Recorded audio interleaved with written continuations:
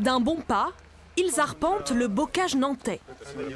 Ces promeneurs ont un immense terrain de jeu pour leur randonnée du dimanche, la ZAD de Notre-Dame-des-Landes.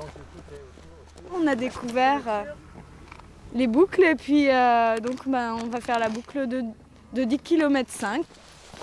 Des balades sur les sentiers pour découvrir la nature environnante. C'est l'opération ZAD ouverte des Antilles Aéroports.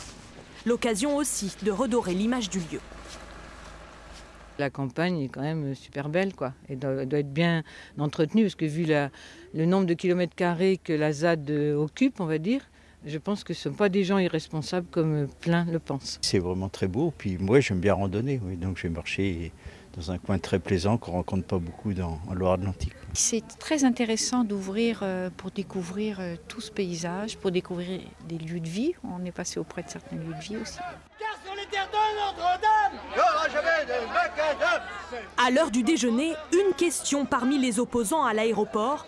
Quelle suite les pouvoirs publics donneront-ils au projet dans les semaines qui viennent? L'avenir de la ZAD est suspendu à cette décision.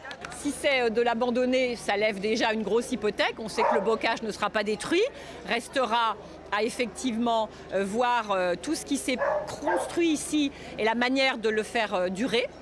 Et puis, si jamais c'était une décision de faire quand même Notre-Dame-des-Landes, alors là, on entre dans un scénario que je ne veux même pas imaginer. On est un peu dans l'attente, mais ça fait 40 ans, 45 ans qu'on lutte et on est habitué à des déceptions. On a eu des victoires aussi.